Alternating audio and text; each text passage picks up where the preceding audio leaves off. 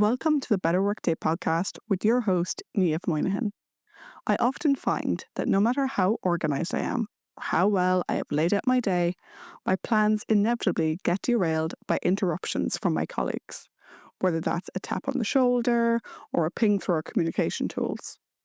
Niamh, how can I manage, or ideally reduce, interruptions so that I can stay on track for the day?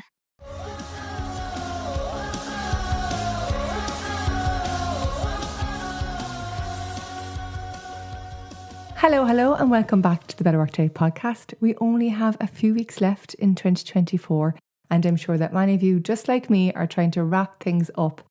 And one of the things that get in the way of that is distractions and interruptions. In fact, in the recent Better Workday survey, 1 in 2 people said that they felt constantly distracted and interrupted, that notifications, interruptions from other people, and other types of distractions prevent them from getting things done. And while I touched on this initially back in episode 20, and I'll link that in the show notes, I wanted to dive into it a little bit deeper today. Just a quick recap for you. In episode 20, the focus was on focus, and I shared some practical ways to try and minimise distractions and build more focus into your working day. What we didn't cover a lot in that episode was the sister of distractions, which is interruptions. And just to explain the difference between them, distractions are when you pull yourself away from your work. Maybe you want to get a drink, or maybe you are thinking of something else and you pull yourself away from your work. And an interruption is when someone else or something else pulls you away from your work. So, for example, a knock on the door. And interestingly enough, I feel that digital communication tools are a little bit of both, because you could be interrupted by, for example, a ping on MS Teams, but you could also be distracted by the badge with those notifications showing you how many messages you have. So I think that one falls in between them both. But whether it's a distraction, an interruption, or a bit of both, these things do derail our working day and prevent us from finishing the to-do list, which is why I know that for me and for a lot of other people, sometimes you finish the day with a list longer than you started. So you didn't get to cross anything off it, you just ended up adding more things on. And that's definitely something we want to address. So today I am going to be focusing a little bit more on interruptions, and I want to start with the most important idea. And that is for us to take responsibility for interrupting other people. So often when I'm delivering workshops, I ask people, who here is interrupted at work? And everyone puts up their hand. And then I ask, who interrupts people? And of course, all the hands stay up, because this is the natural way of communication in the workplace. It's how you ask for help. It's how you get the answers to the things you need. Imagine working in a place where you felt you couldn't ask a quick question. That wouldn't be a nice place to be. But that being said, the volume and frequency of interruptions is leaving with a lot of people with a fragmented workday, and they end up spending their focus time in the evenings and the weekends trying to get that important work done. And that's not something any of us want. So by starting with yourself and by focusing on how often you interrupt people, you can start to be a positive catalyst for change. Have you ever sent someone an email and thought to yourself, I don't need a reply straight away? And then you are surprised when they reply to you within a couple of seconds. This happens so much, and with the increased adoption of digital communication tools, a lot of people feel like responses have to be almost immediate. And what that means is, even though what you're sending isn't urgent, you will get the same response time as a message that is urgent. And you might say to yourself, well, it's not important to me, it's that other person's responsibility. But I'm sure that when you receive emails, when you receive messages, you also sometimes have that same tendency or feeling that you should respond straight away, because that's a habit we are in, hyper communication. So what you can do is, before you send an email, before you send a message, before you pop over to somebody if you're working in the office, just pause and write down what it is you want to ask them. And then ask yourself, can it wait? Can it wait until later today? Can it wait until the next time you meet them? And even if it can't wait until the next day, instead of interrupting straight away, just maybe leave it there and say, I'll ask them that in 1 hour. And what you might find is that list grows. So instead of having one question for the person, you might have 2 or 3. And so when you do communicate with them, it's fuller, it's more intentional, it's more comprehensive. and there's less back and forth. And look, if it ends up just being the one question, you've given both yourself and themselves a little bit of breathing space to make sure that you do need to interrupt them. Another question you could ask yourself is, when do you need an answer by to do your next piece of work? And then you can work back from there to see how urgent or important this question or this interruption really is. And I know you're not going to do this for every little question you're thinking of asking people, but imagine if you just got 10% more intentional about interrupting others. So always begin with yourself, see if you could interrupt less, and others will follow your lead.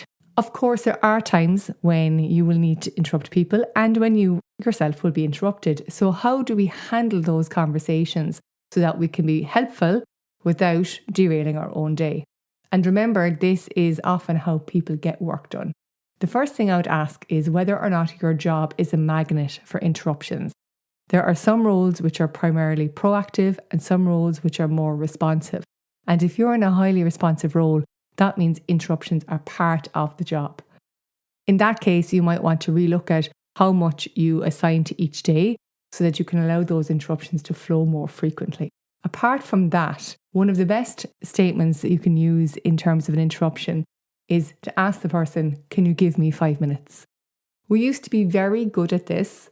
If somebody came up to your desk or if somebody phoned you, you'd ask, can you give me 5 minutes until you finish what you're working on?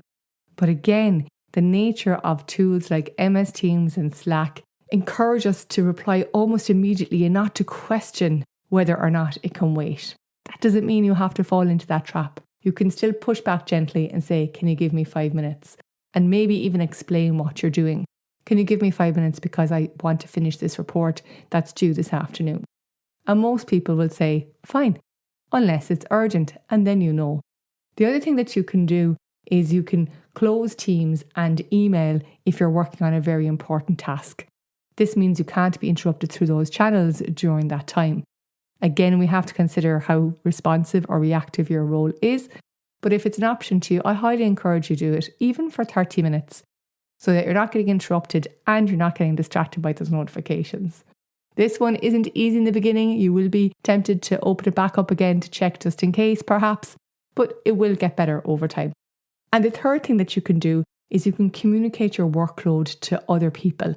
And this is the case if you are working in an office with others, if you are fully remote and you want to communicate to your colleagues, if you're hybrid and you have to communicate to both your colleagues and the people who you share a home with. Because unless people see your calendar or they see you in a meeting, they don't know what you're doing. All they see is you looking at a screen and maybe typing stuff. Or they see a busy status. You could be busy planning your next holiday, or you could be busy finishing a high priority task with a very tight deadline. The other people don't know which one it is. And so a little bit of communication goes a long way. It could be as simple as letting others know that you have a very busy day ahead, letting others know that you don't have a lot of meetings today, but you have a lot of tasks to finish. That level of information is often just enough to let others know how busy you are and how available you are for interruptions. It's a simple step you can take. It will take you less than a minute every morning to give people a quick heads up, and it really does pay dividends.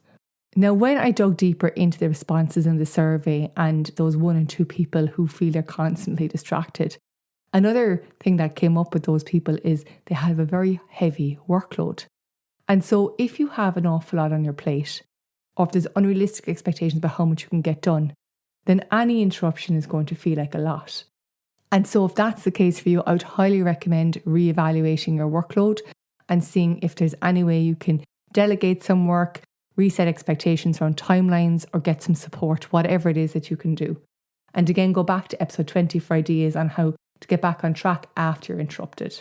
If I could leave you with one takeaway from today, it would be to pause before sending your next quick message, because you don't know how busy the other person is.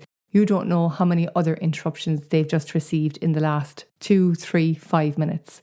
And if your question isn't urgent, then maybe it can wait. Again, always ask yourself, can it wait? Or when do you need the answer back by to do your next task, to see if you can slow down this cycle of interruptions that we've found ourselves in.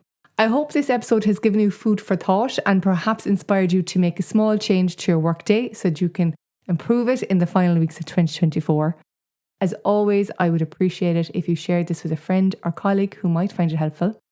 And until next time, stay well and have a better workday. Thank you for tuning in. We hope you enjoyed this episode. The Better Workday podcast is about helping you have a better workday, so we'd love to hear your thoughts and questions. You can find our social media details as well as any references from this episode in the show notes.